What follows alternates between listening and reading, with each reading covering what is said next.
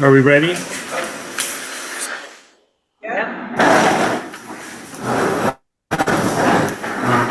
Pledge allegiance to the flag of the United States of America and to the republic for which it stands, one nation, under God, indivisible, with liberty and justice for all.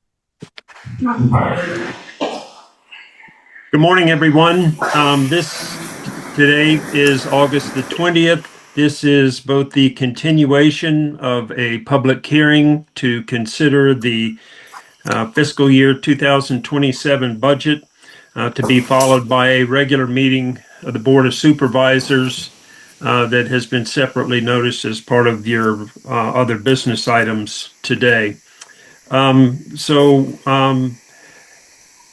If we can, we will open the public hearing, having previously been continued until today. On background, the proposed budget for Port of the Islands Community Improvement District for fiscal 2027 is $2,343,306.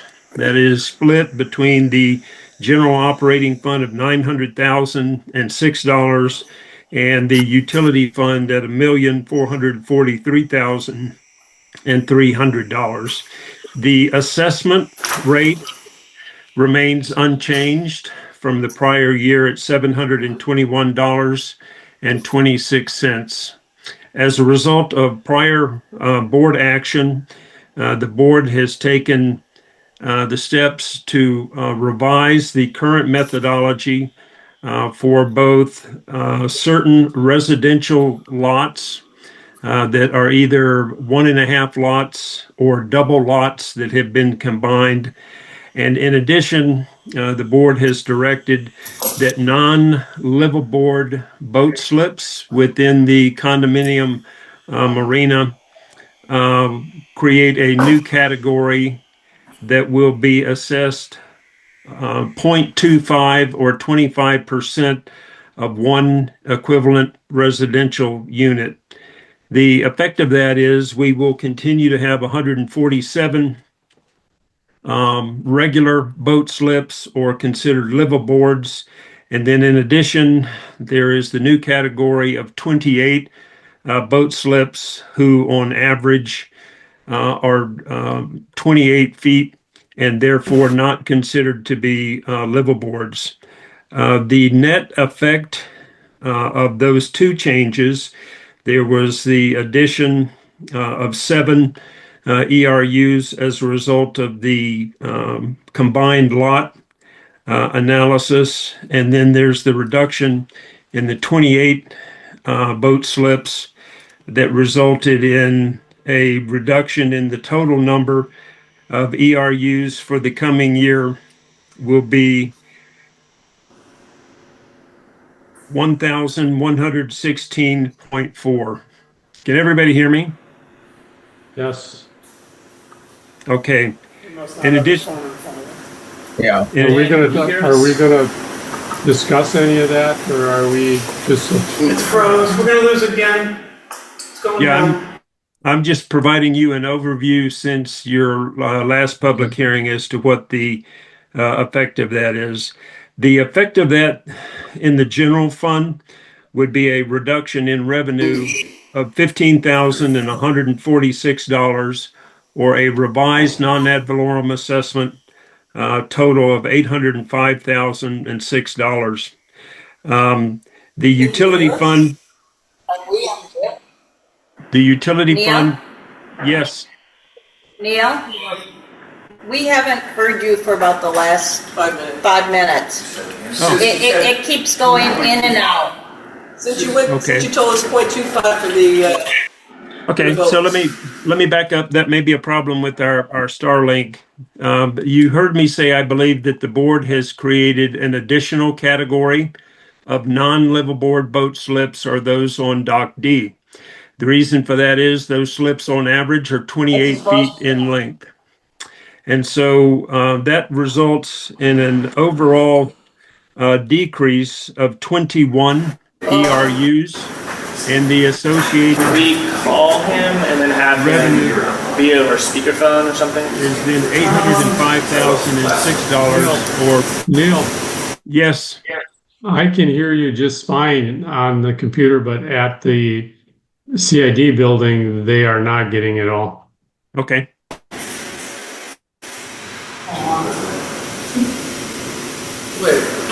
I'm just gonna change network and see what happens.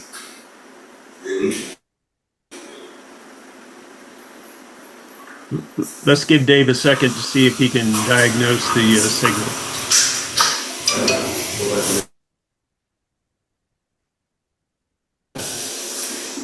There has to be something in the room there because we can hear each other just fine. Yeah, you're as clear as day. Yes. You're coming through now. Now you're through. We heard Dan for the first time. You have to start at the beginning again. Turn your phone on, Neil. Oh, Turn my phone on. Yeah, just in case we lose you, then I can text you. I know it's annoying, but at least you don't keep talking and there's no way to connect. Okay. I've got my phone pulled up now, so send me a text in the event that I need to backtrack. Can the members in the room now hear me? Yes. no. Yeah, we can hear you. Okay, so what I was doing was providing a summary of the revisions from your last meeting where we presented the budget. And quickly, again, then there are 28 new reduced non-liveaboard boat slips that are being assessed at 0.25 or 25% of one ERU. That provides them an ERU rate of $180.32. The net effect of all the changes, both the additions for the shared lots as well as the reductions for the new category of boat slips, produce a revised general fund revenue of $805,006, a decrease of $15,146 in total, recognizing the new lower rate for the non-liveaboard boat slips. The ERU value for the assessment for the coming year remains unchanged at $721.26, and there were no changes to the utility fund as previously outlined. I'll stop there and see if you've got any questions. I have a question on the commercial use slips. During our last meeting, our consultant said that he could substantiate a 1 instead of a 0.85. He said he could go with that. If we were going to go any higher than that, we'd have to go through a process of trip counting and things again. We left it at 85. We didn't take his gift of 1. And I think that that should be a 1. Because right now we're charging them 1. And that would be a reduction at the 8.5. We talked about the boat slips, and our consultant didn't understand all the trips they make every day because he thought it was 2 trips is what he was using. And he said he could justify the 1, but without doing more paperwork, he couldn't go higher than that. I think we should take the 1. It is being presented at 1. There was not consensus from the board to make that change given the additional impacts. I've had an opportunity to speak to Russ subsequently about that. So the other slips for the time being are categorized and are being assessed at 1 ERU. The only change is for the non-liveaboards in recognition that the boat lengths on average are only 28 feet. Okay, so that the commercial slips then will be a 1 for our ERU. For the time being, yes, Russ has begun the process to evaluate additional trip generation to see if they could be changed at a future date. Okay. The only other comment I had is that I ran the numbers on the recreational boat slips at 0.25. And 0.25 comes out to $400 and some change a year for everything they get, including their O&Ms to come in and out of the port on the streets, including their water and sewer. I think that's low. I just do. But I have all along thought that 0.25 for anything in the port those boat slips rent out at $550 to $650 a month. I don't see why we want to give it to them when they can rent them for a lot more money.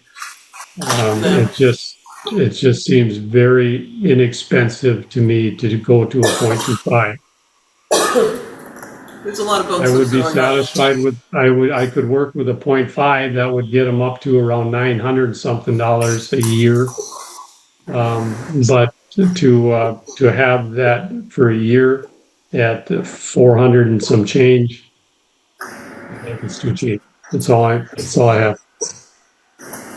Okay, on to the next. Well, but just hold on. So just for record purposes, in the meeting itself, there's the O&M study adoption, and but if we're talking about it now, can I get some clarity from Neil on the breakdown then? Because the budget is being prepared with what assumptions? That with the commercial at 1, the regular boat slips at 0.25, is that correct? Correct. That's correct, and all the other boat slips are also at 1. Okay. Let's So see it's if there. Yeah, let's see then if there are no other questions from the board. If there are any members of the public who would like to speak on the proposal at hand. And for record, that's the budget. Correct. If not, then we. Hold on. Hello, Islands CID, Port of the Islands Marina, the owner of the commercial boat slips. I actually had a chance to speak with Russ Wire on the phone last month or a couple weeks ago. I talked to him about his assessment and how he came to the conclusion of 0.85 for the boat slips and the commercial, and he uses that off of other type like businesses and like business models that he's done before in the past, and that is the expert's advice to the board. You have no information to justify going against his recommendations. Oh, he changed it to 1. When did he change it to 1? Because I spoke to him recently. Neil just told you. Russ changed it to 1? Yes. Well, He- No, He agreed with us. he didn't change it. Russ agreed with us. Yeah, I literally I talked to him like a week and a half, 2 weeks ago on the phone. And he said 0.85, that's his number. When did he change it to 1? And how is that information, where is that information for us to see from the board? Neil? The additional information is going to be pending, given traffic counts or traffic generation studies for the primary and secondary commercial slips. I refer to the primary slips as the larger vessels that are involved in eco tours, and then the smaller vessels that are typically fishing guides. I think the question, though, because I want to make we're going to be clear about this. The question from the public commenter is, what is Russ's current recommendation as to the commercial boats, and what can he review to see that current recommendation? That's the question. My recollection of the discussion from the meeting was that there was not consensus of the board because they had questions that they wanted additional information concerning trip generation. And so there was not consensus to reduce the boat slips from 1 to 0.85. Okay. So then maybe it's correct to say that while Mr. Wire's initial O&M study suggests 0.85 for commercial boats, the district currently has a 1 for commercial boats, and the district board of supervisors wanted a traffic analysis or something that would study or provide additional information to justify them dropping below 1 for the commercial boats. Either below 1 or more than 1, depending on what the final trip generation data would support. How would you go about collecting that data outside of sitting out there and actually with a little clicker and counting how many people come aboard? There's a couple different possible ways. Traffic engineers, it's not a clicker, but they do put a strip down and it does count tire counts. How do you know those tire counts are coming towards my location? It'd probably be put on the So we haven't engaged a traffic engineer to do this study, but I'm just saying it's possible to do a traffic study for a particular use. It hasn't happened here, so I don't want to suggest that we don't have that study. Board, you don't have that study. I guess I'm trying to make sure the record's clear as to the decision. You're moving towards one, you're leaving it at one because you did not have additional information like a traffic study to support dropping it or raising it or modifying it in any way. However, your consultant's initial recommendation was 0.85. That is true. And his recommendation was on 2 trips with 2 people on a boat per day.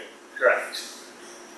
So which is what I believe led you all to say, if we need trip information if we're going to go that direction. That was my understanding of the prior meetings on this subject. Yeah. So And that's what we're gonna go with, the one. But I'm going to at least present some Yes, information please. that has been brought up in previous meetings before. Meetings that I have not been here, but I have been heard, and correct me if I'm wrong, but I have heard that at least maybe in the workshop meeting that was this past a few weeks ago, the same month, that somebody had mentioned that I do 7 trips a day with the boats. Now you might see a whole bunch of boats that look the exact same out there, but that individual boat does not do 7 trips a day. It doesn't come anywhere near that. So these, I'm going to slightly say fabricated or exaggerated numbers might not be accurate. Do you have a number for us? Sorry? How many trips do you take a day? That is for me to know. That's not public knowledge that I have to share with anybody. But it was also stated in the past that I can't make a decision on. But also stated in the past that I do, but you're making these numbers up. And I'm not saying everybody on the board's made up these numbers, but I also say that I do around 18,000 guests a year, which is way overstating how many guests we do a year too We're as gonna well. do this based on facts, so. Exactly. So right now the facts say that Russ Wire says that it's 0.85 and that you're going to go against his recommendation. That's not a fact. Well, let's So let we don't know him, what the facts he's are. providing his comment. Let's let him provide his comment. Yeah. Russ Wire, the expert that you went through and you paid the hire, said 0.85. He said, and until that changes, until you can prove otherwise, I don't understand how you can go against the expert's recommendation of 0.85. Can I interject? I agree with him. The way I remember the meeting, it was 0.85, and that we were going to have to do trip checks that he thought he could do to get to the higher count. But I don't think that's relevant. I think there's only 1 or 2 people that might be doing more than that standard 0.85 that was done. So to apply that to everybody, the fishing tour guides that are taking guys out, maybe 2 guys twice a day, which is what he based it on. Just because 1 individual or 2 individuals are not, we're talking about minuscule money here compared to our budget. I just don't think it's worth the effort to change from the recommendation of 0.85 or doing any further studies. That's my input. Thank you. Any other public comment? Well, one more, just briefly on that. So you would classify just my company and just my boats at 1, but every other commercial operating vessel in the area would be 0.5 because I classify it as fishing. Or the big boat that's here that does a lot of people, granted, you might say it comes in on 1 bus. That's not all the case. Yeah, it's not always the case, and changes during high season whenever they bring in individual groups. So just my slips will be classified in that category, and nobody else's. Is that for also people to understand? That's not what I just said. No. I just said everybody would be at 0.85 by the recommendation of the expert. Okay, no, thank you for clarifying that. I didn't understand. That was just part of my my questions. Okay, thank you. I appreciate it. Thank you. That's just the way I remember it. 0.85. I'm sorry. I thought he was going to have to do some added research, but he thought he could back up a 1. Thought he could. Didn't say he could. Yeah, my notes from the meeting was that the consensus of the board was to keep it at 1 pending final or additional traffic generation analysis and not to make any further changes other than the ones that I outlined. We need Any other public? Any other public comment? You'll have opportunity in just a second. Okay. If not, then we will close the public hearing, and I will ask the board to consider by motion, second, and vote the adoption of two resolutions. The first resolution is Resolution 2026-5. This is a resolution adopting the final general budgets of the Port of the Islands Community Improvement District for both fiscal year 2027. Is there a motion? I'll make the motion. Is there a second? I'll second it. All in favor? Aye. Aye. Aye. The second motion, and this is the one, Russ, then where if you're of a different or opposing position, this is Resolution 2026-6. This is a resolution levying a maintenance assessment within the Port of the Islands Community Improvement District for fiscal year 2027 in an amount of $805,006 for the general fund. Is there a motion? What? How? Wait a minute. How is that? You mean based on what we're charging those Yes, commercial boats? the $805,006 is based off of a revised ERU total of 1,116.11, which is derived from keeping the boat slips to remain as they currently are at 1 ERU, and the new classification of boat slips under 28 feet at 0.25 ERUs. Well, I'm in favor of part of it, not all of it. So, Understood.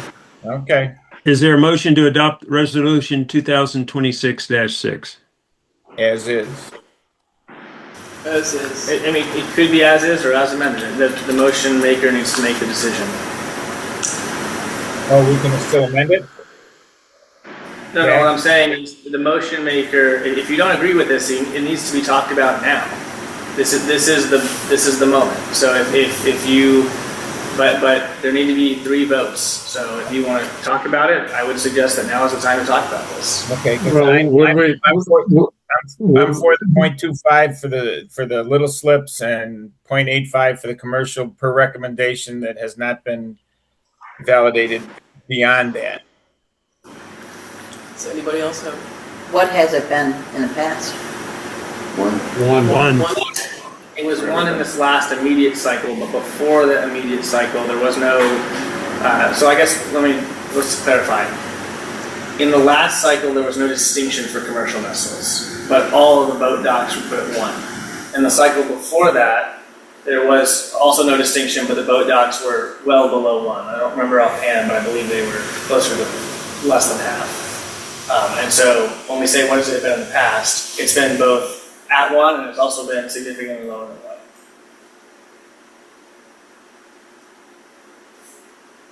I say leave it. I'm for 1. Yeah, I think I'm for 1. If we're not willing to tell how many people are going through here, I mean, he doesn't want to say. I think we leave it at what it was and do the study. So, whatever you want to make a motion. I make a motion to Adopt. the resolution 2026-6. Second it? Did you say you seconded it? No, I said, is there a second? I'll second it. All in favor? Aye. Aye. That passes 4-1, and those are the two motions that we need, and the public hearing on the budget is now considered adopted.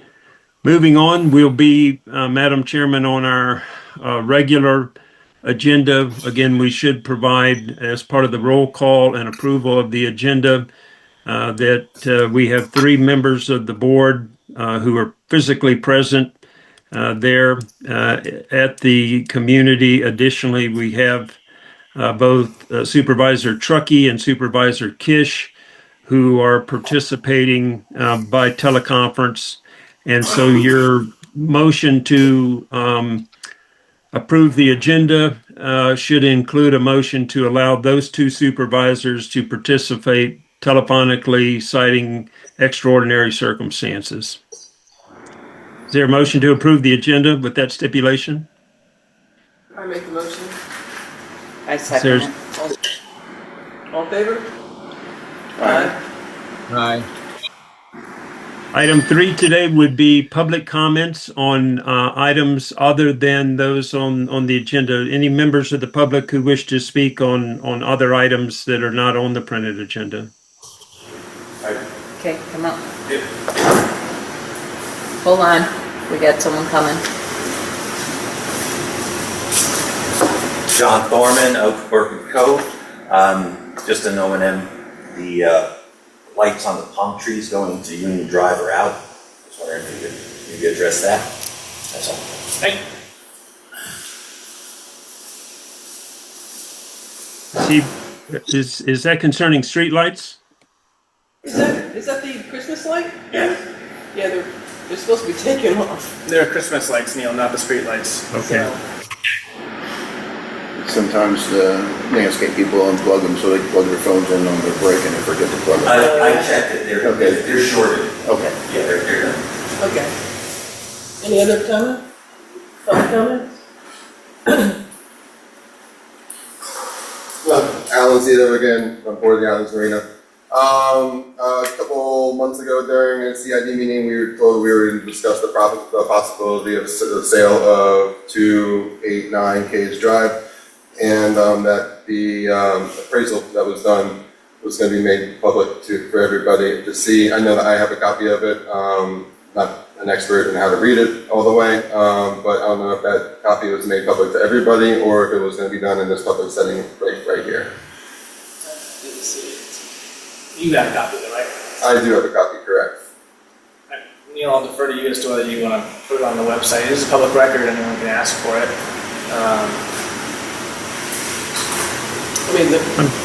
I mean, I'm not opposed to putting it on the website. I would think if people, desired, they'd request a copy, but we can go either way. Also, so as to the general concept of the board, you all have not, I guess, made a determination as to whether this is surplus property yet. And so if you want to make that determination, you can, and which is to say, if you have no purpose for it, then it can be moved into a disposition phase, which is sell it to either the highest bidder or work through the process to get rid of this property. But if I recall correctly, when this came up, we provided the appraisal, and that I needed board direction on what do you want to do? Do you want to start looking at whether this is surplus? Do you want to take no action at this time? My understanding is that there's no active negotiation otherwise about this property, so it's your decision. I thought we were gonna later on in the fall, when we get what we need to get done now.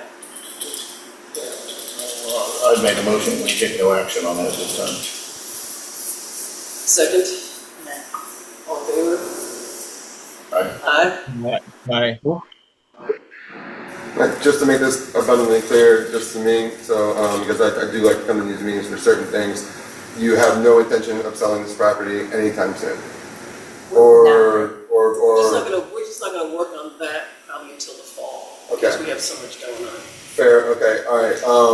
Just for my knowledge, because I know 2 months ago, and this is the main point for me showing up today, was to talk about this property. You said that we were going to discuss that during this meeting right here. May we have it on the agenda to be discussed one of these months in the upcoming fall, say October, and put it set in stone so it can be discussed one way or the other, please, and thank you. And I would say it's chair's discretion. Do you want to give him a month so that we I know? would say probably November. So in November, and then Neil, can you make a note on that so we make sure it gets onto the agenda? I know that you've got that note. Can you make that note? I just want to make sure we don't. Yeah, and the note there, we'll have a further discussion or presentation of surplus property. Yeah, there'll be a discussion about what to do with the property. Is the Yeah, board that's gonna fine. keep- That's fine. is the board gonna sell it? I've got it. And then Another question, does the board have any other property, or is it just that one plot of land? we just said that. I believe that's what the board owns. We have a leasehold interest over there, we have that property. We no longer own parcel 13. I'm not aware of other. Okay, so we would just be discussing that property. Just that property. Okay, all right, so in November? November. Okay. Notes been made. And I suggest it'd be helpful if you, it'd probably be helpful to just remind everyone at the October meeting. Is probably helpful. You don't have to do that. I'm just trying to improve. And you can send emails to any one of us. Okay. I think that'd be a good Send idea. me an email and we'll go. Okay, all right, we'll do. Okay, all right, thank you. Any final public comment? If not, then item 4 today is the approval of the minutes from the last regular meeting. That was the meeting on July 17th that are behind the next tab. I'm sorry, July 16th behind the next tab.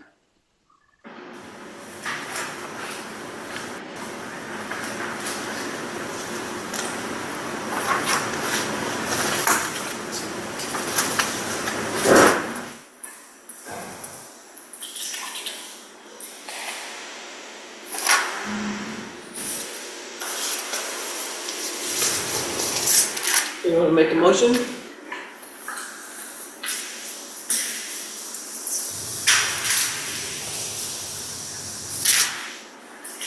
I can make a motion.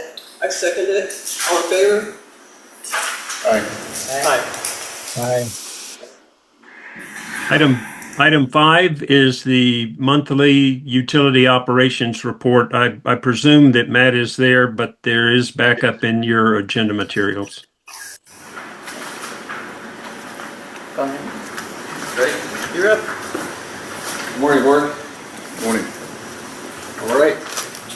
Operations at the water and wastewater plant throughout the month were in accordance with contract and regulatory requirements. All wastewater plant requirements were met and all water distribution requirements were met. Reuse pump system functioning properly for pressure at the plant. Canal pump station has not changed. Wastewater plant received 2.55 million gallons of wastewater. The water plant produced 2.73 million gallons of water, and we distributed 7.83 million gallons of reuse. We disposed of 12,000 gallons of sludge in July. We had one line break that we repaired. We checked all 9 auto flushers. We did not have meter reads. We used 545 gallons of chlorine. Preventative maintenance, we performed weekly pump station inspections, odor control check, generator and automatic transfer switch load test weekly, grease pumps and motors as necessary, and adjusted timers and mixtures of the plant for optimal treatment. LCEC replaced a transformer out on the Well Road that quit working last month. We replaced an RO actuating flush valve on RO2 last month that quit working. We repaired leaking backflow preventer on Newport. Replaced a leaking backflow preventer on Peacock. Repaired a 2-inch broken irrigation pipe at the hotel. That was during the last board meeting. Lift station at Newport was an alarm. One of the pumps in there died. We have replaced that pump. And we installed new meters for a new construction home on Wilderness K. We did not have any accidents or incidents and conducted all of our safety training. Matt, quick question for you. On that hotel leak that we had when we were there, did that turn out to be potable or non-potable? Non-potable. Drinking water. Non-potable? And was that a break that was ours or was it a break that was the hotel's? I can't say for sure, but most likely it would have been not the CID's piping. Okay, are we billing the hotel for that then? That would be up to. Yeah, that particular account is the 1 4-inch meter, I believe, in the community, and it is inactive at this time. I'm not sure what your policies and procedures would say for recovery of an inactive account, but we can have some discussions at the staff level and bring back some recommendation if you think that a supplemental billing is justified. Okay. All right, we'll have to discuss that. Have to have more information on what that serves, what that meter was for. Yeah. Thank you. All right, so why don't we put it, And what was the cost on it? yeah, do some more investigation on it, and, you know, I mean, maybe we split it with them, I don't know, maybe it's both of our problems.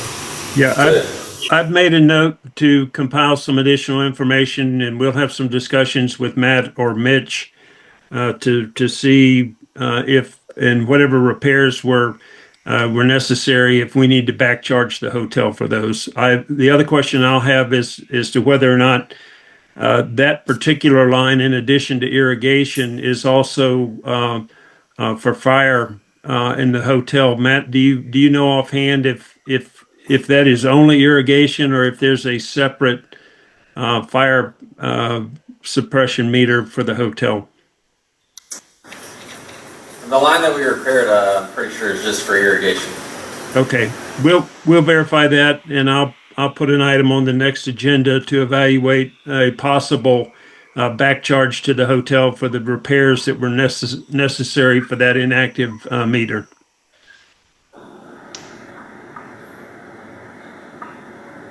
Anything further, Matt? I have a question. What's the Okay. hole in Who's Drive? The what? The hole That's by- soda. Oh, that's It's soda? irrigation, I had yeah. thought maybe it was. Okay. Oh, yeah. Thank you. Yeah, no problem. Nothing else from me unless you guys have any questions. All right. Did you want me to stick around for the entire board meeting this time? I don't think anything. Okay. I mean, I'm fine if you want me to stay. I just wanted to check.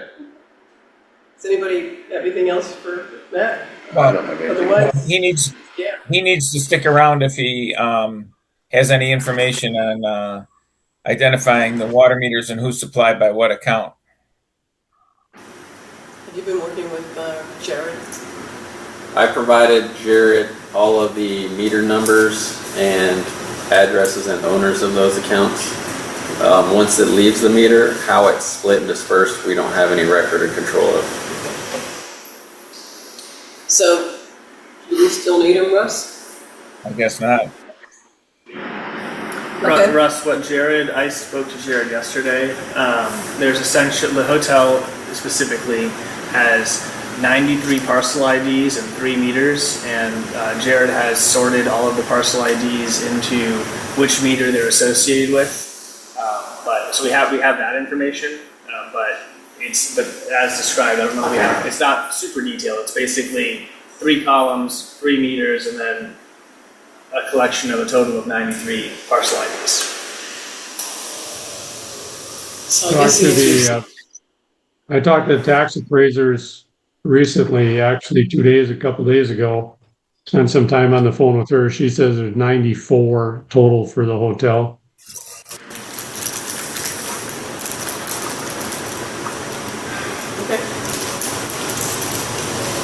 If there's nothing further for Matt, then you can entertain a motion to accept the utility report. I make a motion, we accept the utility report. Second? Second.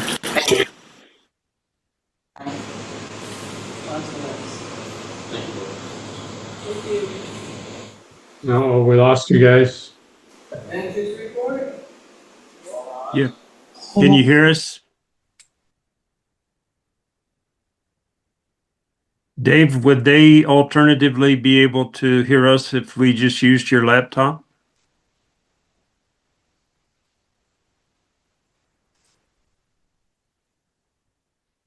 I think he's off with his laptop right now. He's trying to get the owl up. Yeah, I can see both you and Russ. Yeah, that's through Zoom though. His stuff is all down right now. Yeah. There he goes. He's got it back up now, something. Can you hear us? Okay, I think we're gonna be okay there. Yeah, so we're back on sound check. Can you hear us now, Dave? Yeah, we're good. We're just down to one camera. Okay, that's fine. Then, Madam Chair, the next item, item 6A, is the utility rate adjustment and resolution. Let me get you the resolution number. I'll have to scroll through here. This is as a result of the board's decision to adjust the fee schedule to reflect a new base rate of $100 bi-monthly for both water and wastewater, retroactively to June the 1st for the June and July bills that were mailed on August the 15th. And if you'll hang on one second, I'll give you the resolution number. The resolution for the board's consideration is Resolution 2026-7. This is a resolution of the Board of Supervisors of the Port of the Islands Community Improvement District, amending Schedule A to the rules of the Port of the Islands Community Improvement District relating to water, wastewater, and irrigation fees. And again, this is to reflect your recent consensus to reduce the base rate. And we can have questions from the board, or if not, this will need a motion and second to adopt the resolution to reflect the revised rates that are part of the Schedule A that are attached to this. I make a motion, we adopt it. Seconded? All in favor? Aye. Thank you for that. The next item, item B, is a separate. Sorry. I was muted on that. I didn't realize I was muted. That's just the retroactive Yes. billing? Okay. All right. Yes. No problem. The next item is item resolution 2026-8. This is a resolution of the Board of Supervisors approving the 2026 Operations and Maintenance Methodology Report prepared by PFM Group, in this case to establish a district impact fee and the rationale behind the impact fee, and in the report which was previously received in May of 2026. The rate established as a result of that is $15,146. Sorry to cut you off. This is to adopt, and I see that this is a little wonky here. This is to adopt the O&M methodology. And so that's what the resolution is, that's what was advertised. The attachment needs to be the O&M numbers. It was effectively approved by the adoption of the budget, but it gets its own separate resolution based on the rules. So this needs to be, the motion to approve would be to correct the exhibit to have the O&M study attached to it. This is not the ERC numbers. The resolution is very clear on that, and this will be advertised. Yeah, but my understanding, Zach, is that the connection fee as part of the study scope identified a charge of $15,223.70. It did. All I'm saying is resolution 2026-8. This is the adoption of the O&M.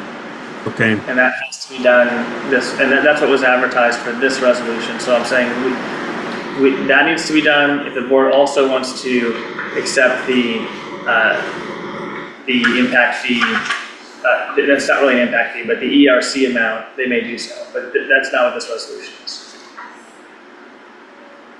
What's he gonna do to fix it? So just for record clarity, what is before you is a resolution to approve the updated operations and maintenance assessments. This is where we have the one for the commercial operation of 0.25, all those sort of things. That's what's in here. So the motion to approve, which at this point, because the budget has been approved, this is a necessary part of the budget, needs to include the amendment of correcting the exhibit to the O&M rate study. Okay. separately, the connection fee study, which happens to be the exhibit for this resolution, can also be approved, but it's a separate motion. Okay. So we need a motion to approve 2026-8 as amended with the correct O&M study exhibit. with the updated O&M and study, right? I'll make Yes. that motion. I second it. All in favor? Aye. Aye. And then Separately, separate motion to reflect the new rate of $15,223.70 as outlined in that separate report. It's your I'll turn. make that motion. I'll second it. All in favor? Aye. Aye. Item D today under the manager's report is an update on the permit and inspections associated with the repairs and renovation of the CID building. I spoke to your contractor last week in advance of our meeting today. The necessary plans have been submitted. There was I won't call it a dispute, but I guess the level of focus for the moment is to determine whether the repairs that were done to the roof of the building fall under the category as repairs or a re-roof. It's certainly our condition or contention rather that the work that was performed was isolated to the southeast corner of the roof line and the soffit and a section of the flat roof, as I understand it. And there will be a permit issued and then an inspection if necessary once they determine the level of repair and what category that it fits in. Kevin, is that a fair assessment of your understanding? Yeah, they trying to say it was the whole roof, and it was just the mansard, which is actually an extension of the roof, and then the flashing that put the two together because they removed the rotten boards. Additionally, I think there were minor improvements that were made to the circuit breaker panel, and I think that my understanding of that was to provide a source of power for the landscape median. Again, Kevin, you can correct me if I'm wrong, but I don't think there's anything outstanding in terms of the determination and status other than the roof matter. Yeah, I was led to believe that they were challenging the drawings that were done by the electrician, and that they wanted an engineer to step in and draw the same drawings again, so that's what I heard. That's my understanding, and I'm just happy to report that those filings were made last Friday. Yes. Okay. So now we got 30 days again? Presumably, the county is going to issue a permit, and then there will be what I would call final inspections based off of the revised drawings that were submitted for both the scope of the roof repairs and the improvements to the circuit breaker panel. And then pending, successful final inspections, then we would get the necessary certificate of occupancy. Process. Okay. And then that's information as well as the next one. I don't have a really a proposal, but I believe that we have evaluated the necessary work associated with the Orchid Cove base charges and the upcharges for the architectural style poles. And we are in the process of calculating the total credits received to date against the original dispute of the irrigation meter. I don't have that final calculation today. Honestly, we've been focused on other issues pertaining to utility rates and final budget adoption and whatnot. But I think we have all the documents that we need now in order to show where we are in the course of that particular dispute. and I do have in your, I hand this out, a proposed letter to send to Orchid Cove, depending on whether you want to go down this road. The Orchid Cove sent us a letter, they've sent us several letters essentially demanding that we state our position. They have refused to sit down with us to talk about this, but they want us to state what our position is. My understanding from Neil, some of your earlier look into this, is that the district has already paid the equivalent of over $45,000 that was in dispute in that transaction. In which case, my proposal is, and what I put in this letter, is that we give Orchid Cove one more billing cycle to transition the account over to them. If they do that, we can pay them directly the amount for the base amounts on a go-forward basis, subject to a reasonable agreement. If they don't want to do that, then we cancel the accounts with LCEC. I'm not really sure what else to do about it because I don't see cooperation from Orchid Cove. I see a lot of argument, and I don't see an acknowledgement of the fact that this is what our understanding is. In fact, the most recent letter indicates that it's not even really about the irrigation bill. They've taken the position that somehow it's about some other dispute, but they're not sure what that dispute is, or at least they don't share it with us. They don't tell us how much it's about. But the minutes, which is I've copied in the letter that is before you all, the minutes very clearly state, and you've already reviewed these minutes, that the reason the board entered into this agreement was to resolve a $45,000 overcharge for irrigation costs. That's what your board minutes say. At this point, my understanding is you've paid over $45,000. So that's true. I think it's reasonable to offer them to give them one billing cycle to transition. And again, we can ink out an agreement that causes you to pay the base to them. And that way it's fair. But that's my suggestion. If you want to do that, I would appreciate a motion on this letter. And I guess, Neil, for you, does that sound like a reasonable way to resolve this? That we would ask them to take over the utility fee, and then we would pay them just the base rate directly? Yes. I think that is the logical, opportunity for us in recognition that we have addressed the original dispute through credits that have been offered, and we'll continue to pay the base charge, but not the upcharge. So if the board is in agreement, the demand letter is sitting in front of you, and again, essentially what it offers at the end, I will read it to you. I make the motion we follow that agreement with Zach, and then it gives them one more billing cycle through the end of the fiscal year, and we're done with that. I second it. All in favor? Aye. So for clarification, I will send the letter, and then after this billing cycle, should Orchid Cove not reach out to discuss how to document that payment and not take over the accounts, then we will terminate the account with LCEC as to those items. Sounds good. That concludes my portion of the report for today. Zach, do you have anything further? I do. The other letter in front of you is regarding the ongoing discussions about the Port of the Islands Marina not purchasing the ERCs that are required by their current permitting documents. I was able to, and I appreciate your chair helping me find some of this research.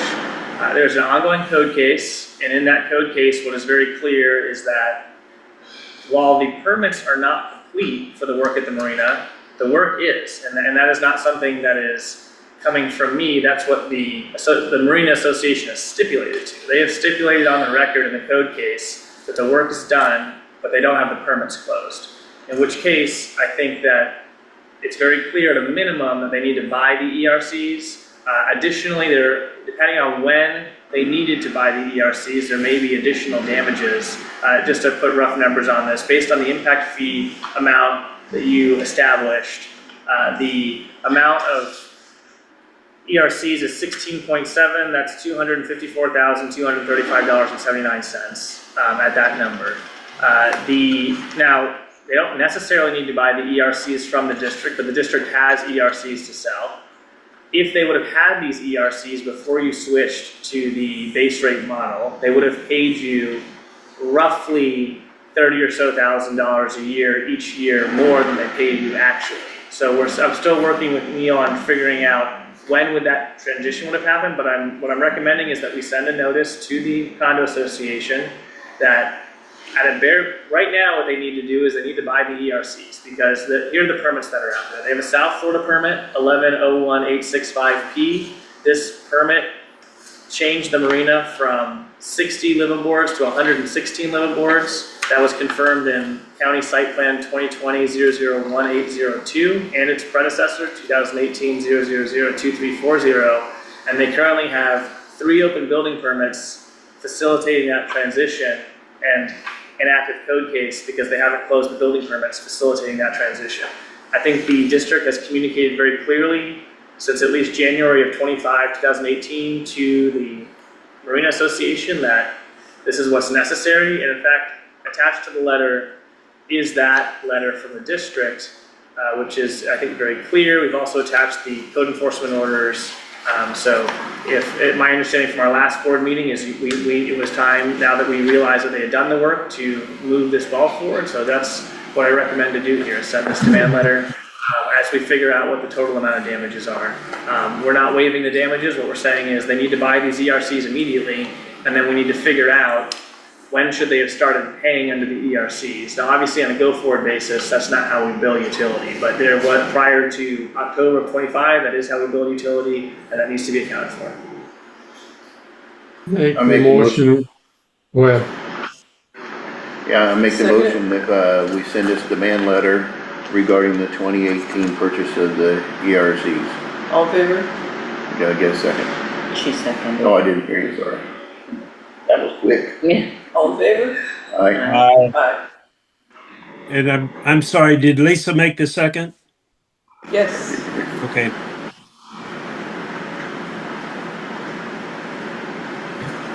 Anything in addition, Zach? Yes, I have one more item, and that is in the Lindsay case litigation. We need to request a shade meeting. So from a default was entered for failure to respond by Mr. Case. However, Mr. Case has now filed a motion to quash the default. And so your litigation counsel is requesting a shade meeting to discuss permissible items with you in that context. I'm going to get the date here.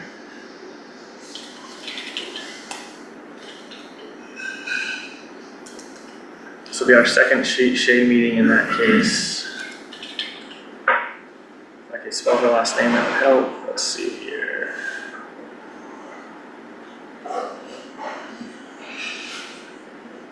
So the next regular board meeting is September 17th. And what we've done in the past, which I would recommend unless there's strenuous objection, is that this be, if the board meeting starts at 9:30, that this be at 9. It's just because we have to get a court reporter, and you've got your litigation counsel, and so I think it's helpful as opposed to trying to guess when the meeting ends, because we never quite know when these meetings are going to end. So unless there's a serious objection, and I mean, in attendance would be myself, litigation counsel, the board members, and Neil, and that's all that can attend. So unless someone has an issue with that, that would be my recommendation. It would be 9 a.m. on the 17th. Works for me. It works for me, but I won't be here physically. And so just so we're clear on that, it's physical attendance only at shade meetings. So that's okay. But if that's not okay with you, speak now or forever hold your peace. That's okay with me. Okay. Need a motion? No, I just need to get. Well, we have 3 people there. That's what I was asking. I'm not sure unless Dan's going to be there. We may have to go to October. Because That was 9 a.m. for, what day was that? The 17th.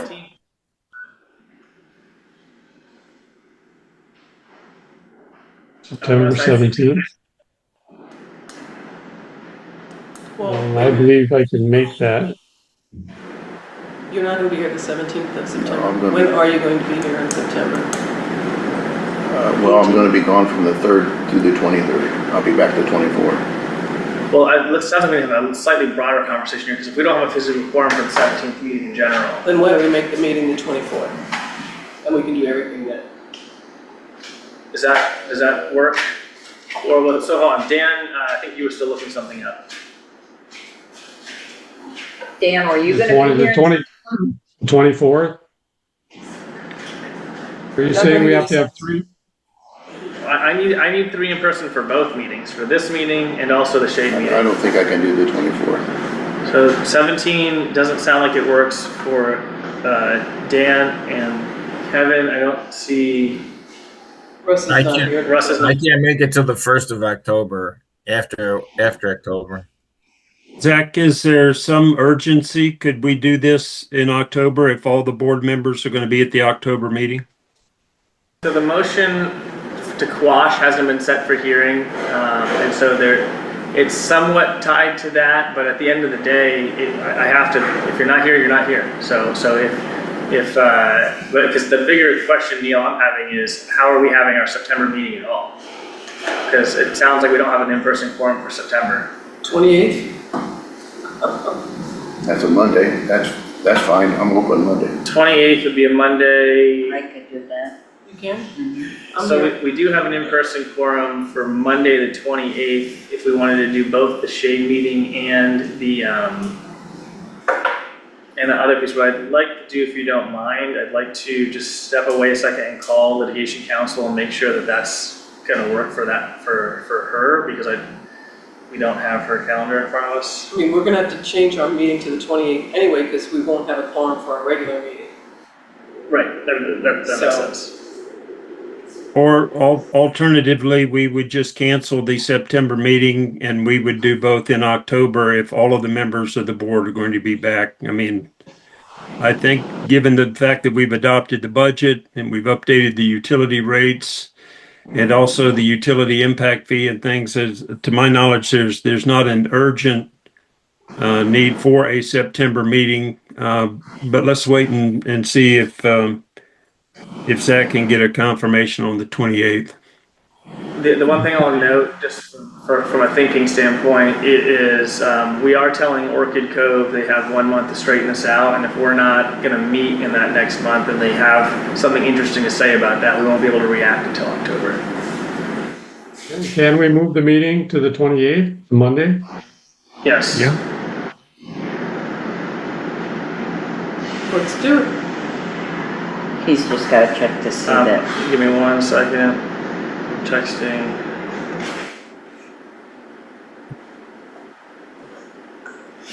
I can do it. I think you all can do it. Just give me a second and see if she responds. I'm good. So we will then set it for the 28th, pending confirmation from your litigator, Zach? Yes. Can you put So that on the let's- website, like within the next week? Yeah. So that This it's out there. the regular meeting and the shade meeting.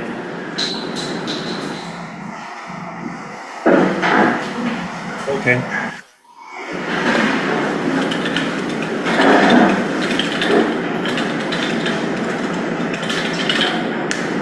Zach, did you have anything further from your perspective? I don't have any further. If there's a little bit more we can do, I can call the main line at that firm and see if I can get her while you guys keep talking through other things. All right, and just I was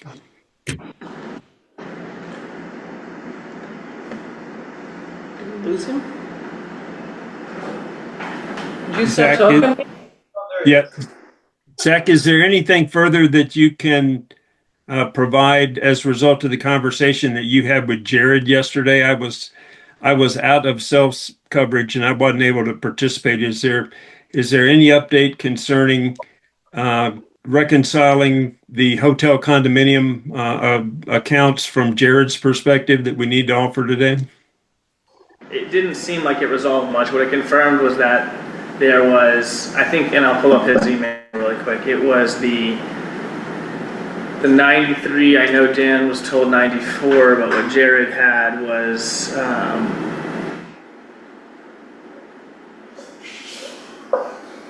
he has 93, and so essentially he was just able to. There's 3 meters, 889, 329, 319. One serves 53 units, one serves 20 units, and one serves 20 units. I don't know that it provided additional information. I think what it did is it confirmed an item that came up in previous gatherings where the question was, do they really have different tax IDs? And the answer is yes. And so if we keep that in mind, they were essentially, these units were essentially paying roughly $500 on their tax bill for the ERC piece. So when we look at the difference here, if there's 93 and they were paying $500, that's $46,500 that was previously coming in through the non-ad valorem approach. If they're instead now paying base rates, and the base rate is now 100, and the base rate is 100 for every 2 months, and that applies to the 93 units, they're paying $55,800. So it is an increase, but it's not a dramatic increase. But what I will say is, what may look more dramatic is the prior base rate would have had them paying in a base rate level more like $70,000 to $80,000. And so the reduction in the base rate, I think, goes a long way towards normalizing what the hotel was actually paying. But they just weren't paying it as the association, they were paying it on the tax bill. The association, as I understand it, is paying the utility bills. And so there was a little bit of a shock for the association because they just weren't catching this payment at all before this point. But that's, I don't know that it provides more illumination than that. That's what the information is. Then yes, that they're gonna have to figure out how to work that out amongst the residents. Well, what are we going to do with the monies that are owed? They'd have to collect a lot of money here in a short time. Are we going to give them a billing cycle to special assess and come up with the money, or how are we going to approach this? My suggestion would be for Zach and I to try to meet with them separately in advance of your September meeting to see if they're willing to offer some terms to us to reconcile their account that will be 2 bills in arrears if they don't pay the bill that was mailed last week on August the 15th.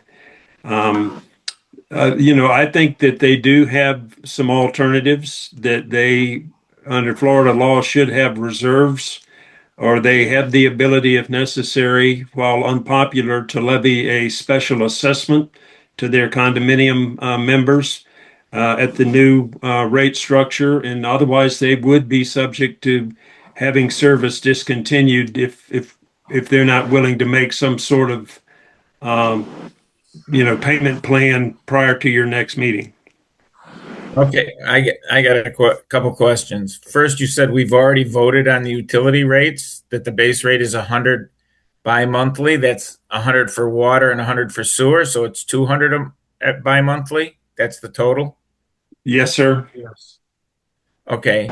And do we have, you say they have 93 or 94 tax ID numbers? Do we have descriptions of what those tax IDs represent? I believe 86 of them are the units outside the hotel. I don't want anybody to believe it. I want to know it. I want to, so that people know what they're paying for. I mean, I would want to know if I owned that hotel or whatever whatever kind of arrangement they've got there, they should know what their the tax ID descriptions are, so that they know they're paying for their water and not somebody else's water, especially when you're talking $200 a month on each ID.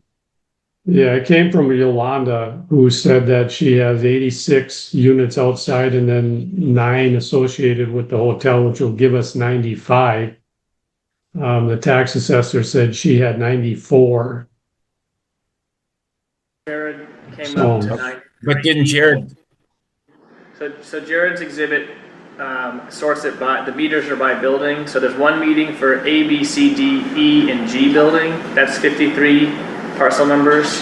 There's one for the F building. That's 20 parcel IDs, I'm sorry. And there's one meter for the M building, which is 20 parcel IDs. And just so we're clear about what's what building. So M is the main hotel that we're sitting in now. The other one, sorry, let me go back over here. M has its own meter, and F has its own meter. F is, it's the westernmost building. Yes, the 2-story westernmost building, and then every other building is on the last meter. The M and F buildings are 1-inch meters, and everything else is on a 2-inch meter. but Jared was not able to, I mean, like, there's things in here, like there's the pool, for example, that's, I think, part of the 2-inch meter, and there are pieces of this that may not, once it gets past the meter, all really Jared's able to know is that there are parcel IDs and there's meters. I don't think he's able to tell us how it splits out beyond that point. So we still I have think some F more. building, Zach, I think the F building was 22 units. They have 2 lock-offs. It's 24 total, but 2 of them are lock-offs where they can be combined with 2, so I think it's 22 in the F building. It might be, but there's 20 parcel IDs. But it very well could be more than 20 units. They just have maybe the same parcel IDs. Yeah, I believe it's 22. Plus Okay. the 2 lock-offs, whether you count those separate or not.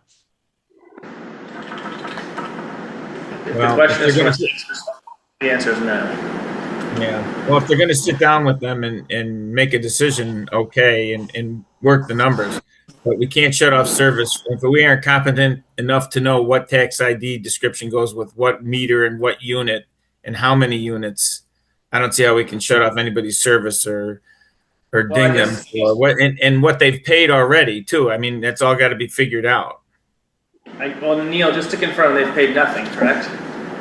No, They haven't, but if we may need to recalculate, but I think we already have their current bill that was the retroactive bill to June and July. We reflected the board's new rates in that bill. But they haven't. Yeah, But they haven't paid. They haven't paid that bill yet, but they were just mailed last week. but they overpaid since last October. Well, but the rates that were in place at that time were the rates that the board had set. I don't know if they want to make a suggestion that I can present to the board as part of a payment plan. I'd be happy to, encourage them to do that. I spoke to Yolanda, I'm going to say 3-4 days ago. She called. She said that she could do a small amount on the bills. And then anything above that, they would be talking with their lawyers. And I think conceptually, just for our discussion here, that math I did at the beginning, after the base rate adjustment, the amount that they would have paid in non-ad valorem is less than $10,000 off what our base rate is. And so when you're being told that they'll pay a small amount when I talk to the lawyers, had we made no changes, they would have paid $46,000 in what we call the base rate equivalency. So if she means that they're willing to pay that amount and they want to fight over the rest, I guess that's a discussion we'll go through. But I think this needs to be kept in perspective. The reason why I think this sounds more alarming than it may be is that the association is paying the water bills, but everybody else was paying this on their taxes. So the association wasn't in the practice of paying this bill, but that doesn't mean the monies weren't being paid to the district. They were being paid to the district. And so, that doesn't mean we shouldn't talk with them. We should try to come to an amicable resolution. Obviously, we're working through this, but the idea that it's a small amount, I don't know what that means, but hopefully that means it's at least as much as we were paid under the ERC model. It was not. I think it's a matter of them figuring out how to bill the residents. Yeah, that's why I indicated while unpopular, she has alternatives within her reserves or a special assessment if necessary, if their current revenues don't support the board's revised rate structure.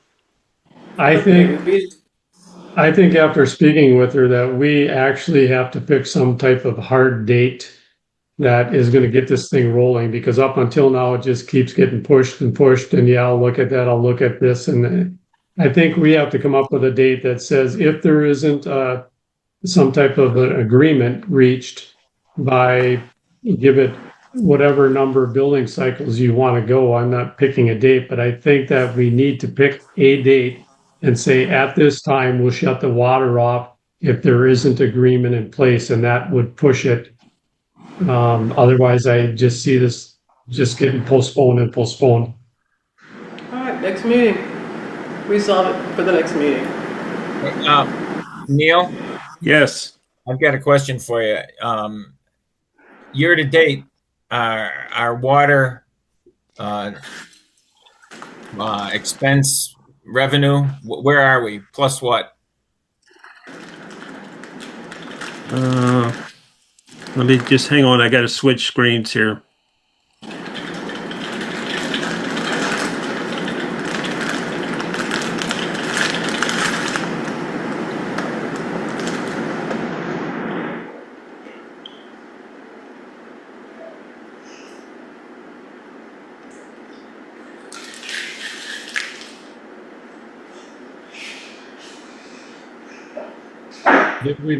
Did we not give most of our surplus back when we reduced it? Year to Reduced the date, water bill? that's all I'm asking.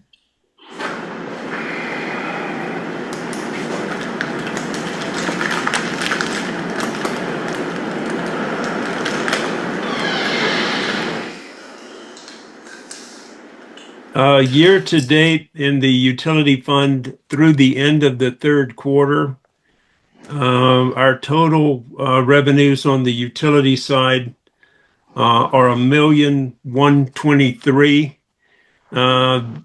The year-to-date budget for that same period was $1,176,000. So we're $47,000 over budget through three quarters on the utility revenues. We're over budget. You mean you're saying we've under scored on our revenue. We're below on our revenue. No, we're slightly over budget year to date on the 47,000. revenue. Yeah, okay. Neil, does that include the discount going through the rest of the year? Do you have that figured in? I haven't calculated that. I took a stab at that in next year's budget, but this would be through the end of June, and so that does not reflect the new lowered base rate. So we're going to be a little under budget with lower base rate numbers through the final quarter of the year. So, and sorry, just to make sure, so we've collected more than is necessary, and we haven't been paid by the hotel, and this includes the several months at the end where we've dropped the base rate down. Correct.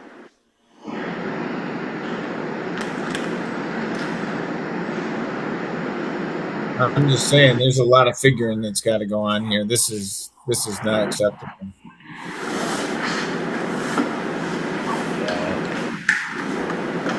Well, part of the figuring, I think, is that you all reduced the base rate already. You may be able to look at that further, I'm not sure. It's hard to have truly accurate numbers if the hotel hasn't paid because they're a large consumer in your system from an account standpoint. And so we don't have that information. But we know what they would have paid, so we could add that back in to continue to look at the base rate. There's nothing stopping you from continuing to look at the base rate. Yeah, I don't know if I would consider them a large consumer. I would maybe consider them a large provider. So there's a difference.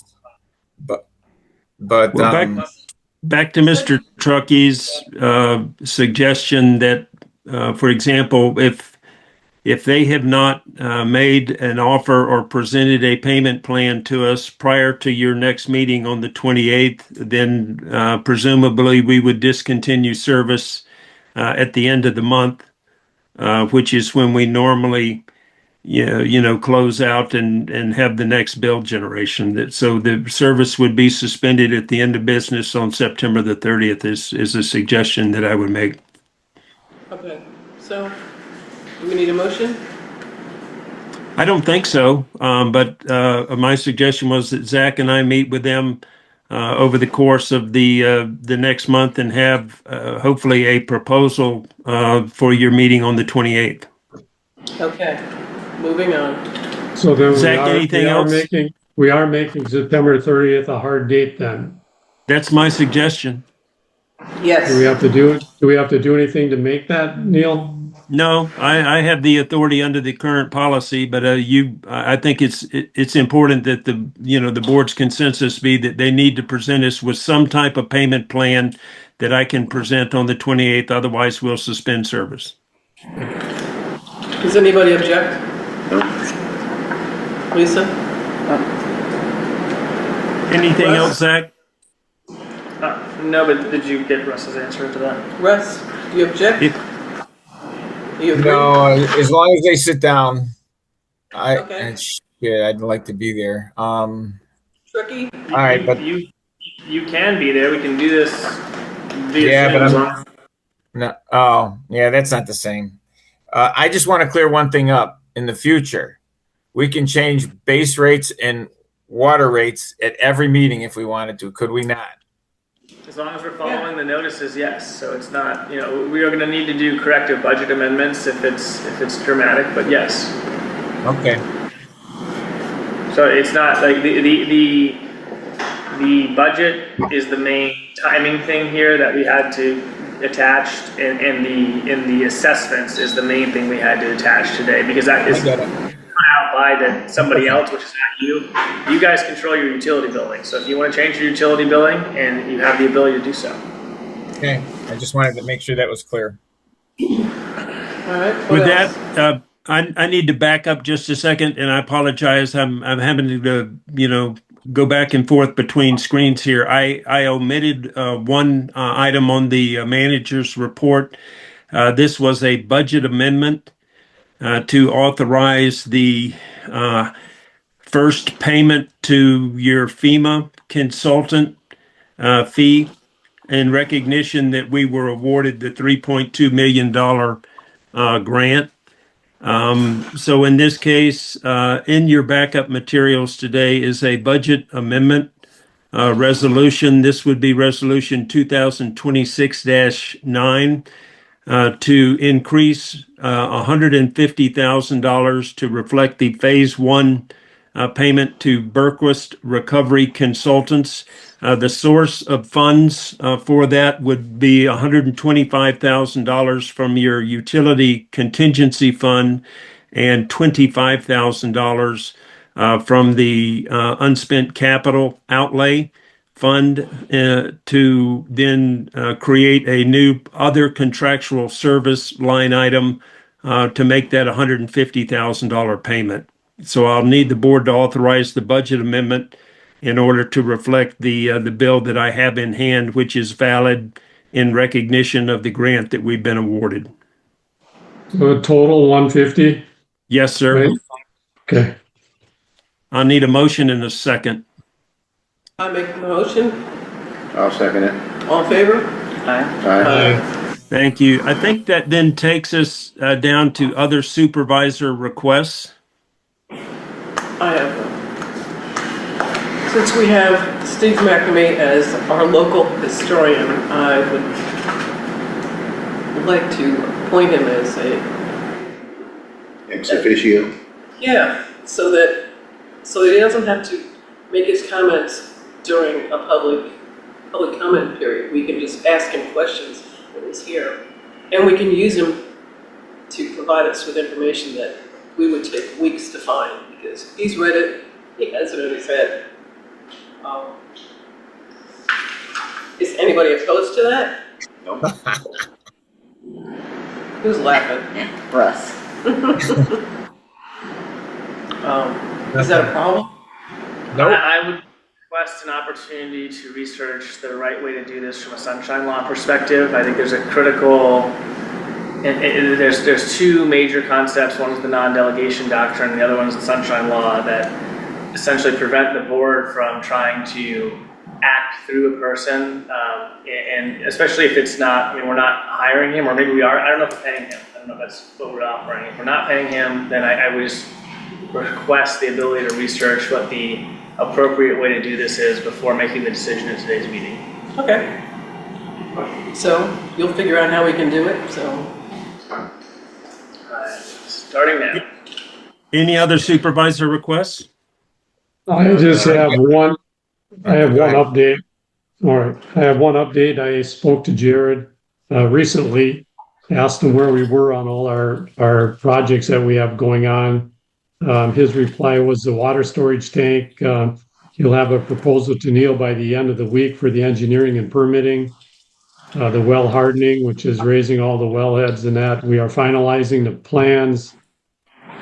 Bid package and the FDP permit application has been submitted. And then for the raw water main replacement, we are finalizing the bid docs to re-advertise and compiling a list of appropriate contractors, 99% complete. Well, just a quick update on where engineering is because our dry season is going to come quicker than ever. I mean, it always does. And by that time, we have to have contractors in place and be ready to go.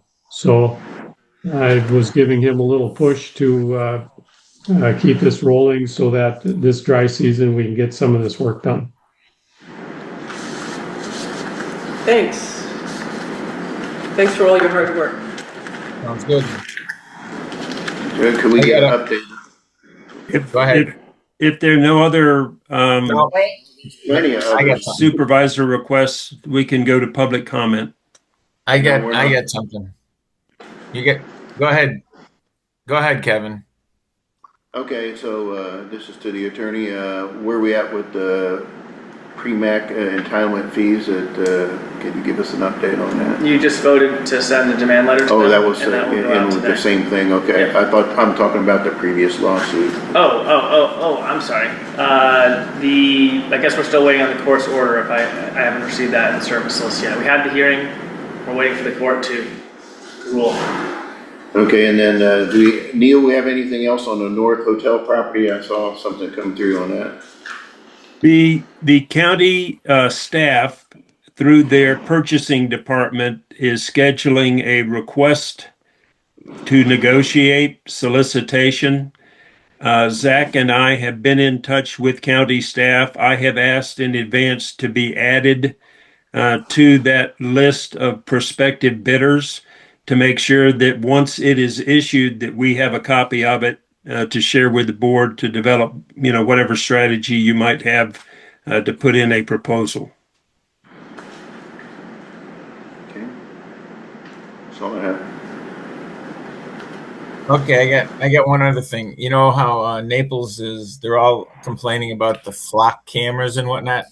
And we've always said that we want some type of security in the area. And why couldn't we have the flock cameras? I don't understand why people are so against them. I don't understand that, but why couldn't we use them at our entrance points? We had 170 people petition to do something and we did nothing. I know, that's what I'm saying. The flock cameras, they're a big deal. They're I'm sorry, I didn't hear you. They are a big deal.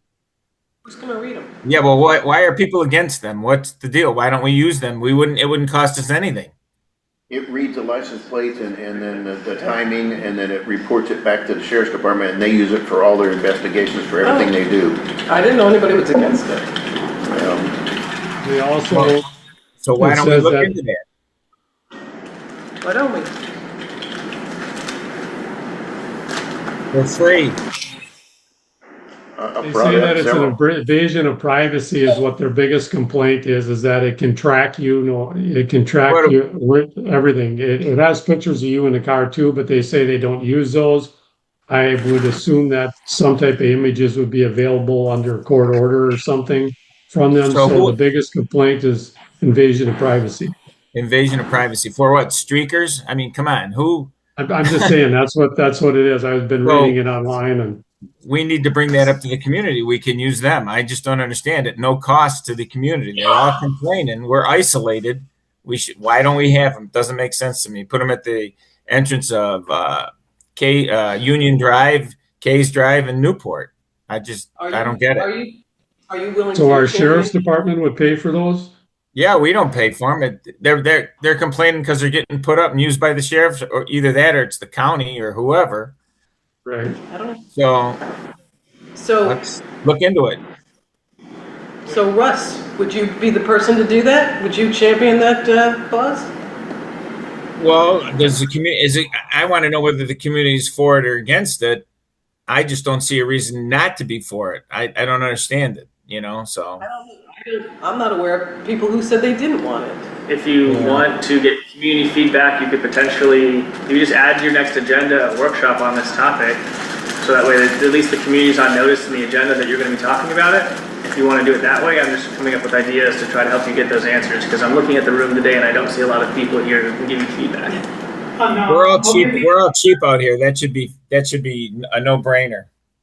So Russ, if you come to the next meeting with some information for us, you want us to All put right. you on the agenda? Well, I won't be back till October 1st.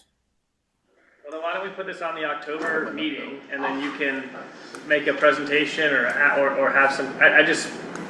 I don't know the answer to your question is. I don't know how we can. All right. Well, let's look into it for October, and I'll contact the sheriff's department. Yeah, we'll also revisit about the gates, because that was brought up many a times too.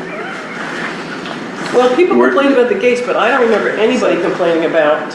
Yeah, well, 6 people complained about the gates, 172 people petitioned for them, so.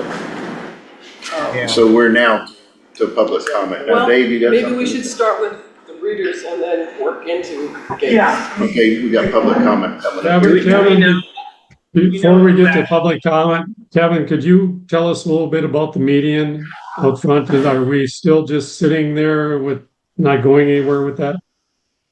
Yep, we're still not going anywhere with it. The county don't want it. So, we're not doing any further improvements to it. We're just keeping it as it Maintaining is. it, right? That's fine. So the We're just maintaining is the same price we paid before, 30-some thousand a year? Correct. Yes. We have I a public comment. I thought our goal was to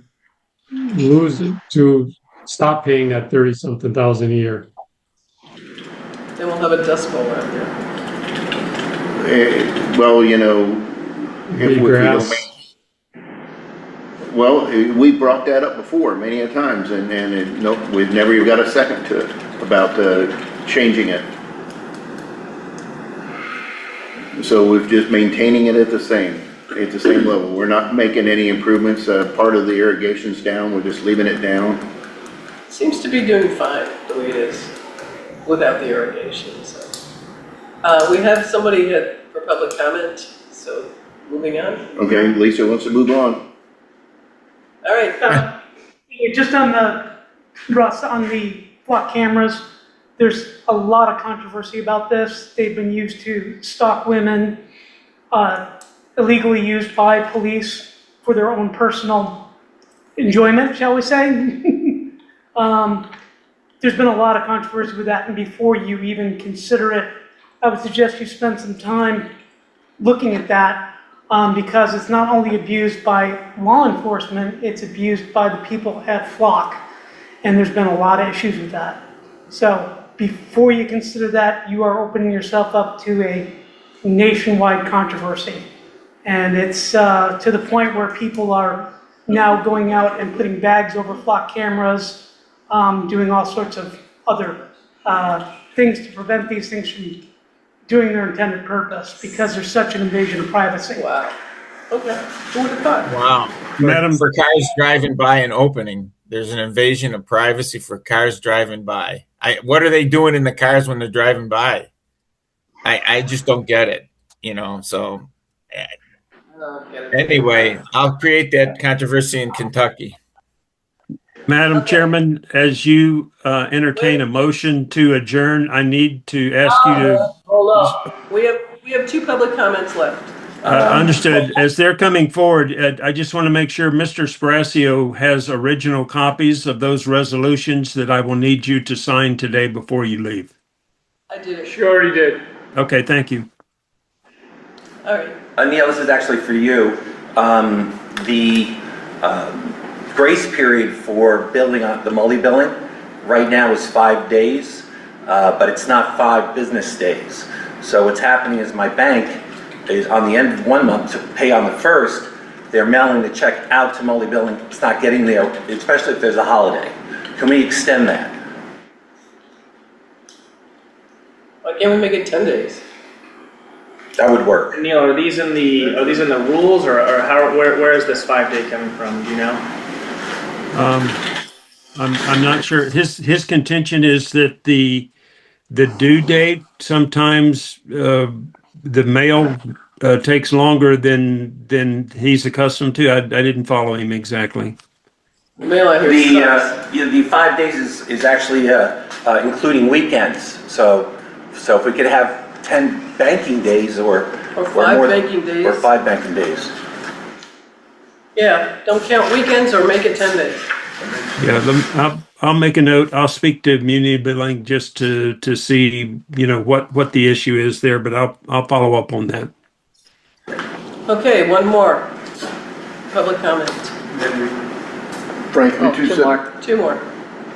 Okay. Go ahead. Go ahead, Frank. Frankly, 275 Case Drive. A couple quick items. There's been discussion recently, renewed discussion about the stormwater ponds along Case Drive and others that I'm not familiar with.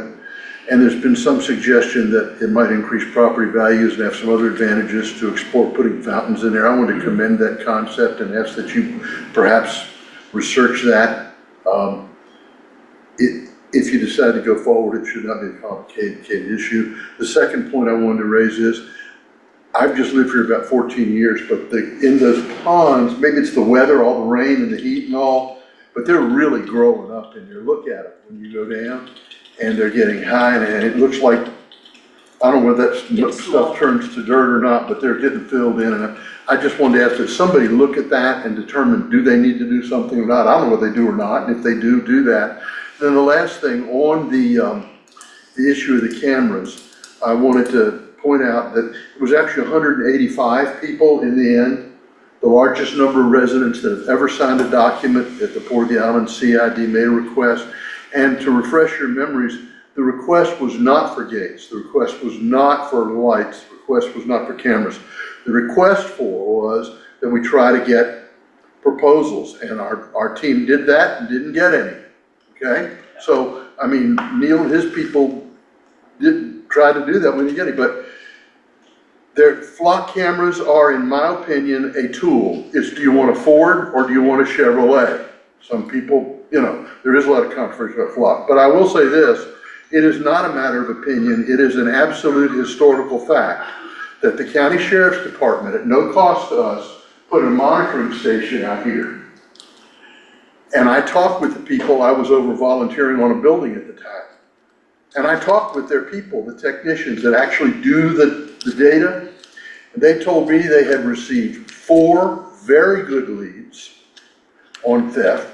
That theft had dropped to almost 0 here, while you saw the tower out there. Yeah. And it was there for a long, long time. I'm also know for a fact that several of our residents decided that they were a one-person architectural review committee or something, and they decided they thought it was ugly and shouldn't be there. They didn't like the way it looked. It's gone. So that protection is gone. I'm sure the crime will come back. So the alternative would be ask them to come back, try to persuade our complaining residents that maybe sometimes the community is better served than what they think is good, if you'll let me say that, or to buy cameras, and they don't have to be flock of our own. But we know putting cameras up there, at that point, at that point, those cameras work. Thank you for listening to me. Okay. Thanks, Frank. Steve McNamee, quickly, just wanted to bring you up to date on what's been going on with Ronan, the fellow who wanted to put in the RV park over on parcel 13. I've had extensive meetings with him, Scott Preppen, Tom from the hotel, and Lisa. I had a meeting last Sunday. Lisa and I were together with him and his wife. Since then, he's decided that he can't get anywhere with Lindsay Case, and he's backing out on the whole project for now. So that's where we are in that. Thanks. Okay, Neil, we're ready for you. Yes, ma'am. You can entertain a motion to adjourn. Your next meeting will be on September the 28th at the regular time. I make the motion. And we'll have an early 9 o'clock. Yes, well, I was meeting before that. If we Correct. can arrange. The regular meeting will commence at 9:30. The closed door executive session will begin at 9. Seconded, I second. all in favor? Aye. Thank you all. Thank you.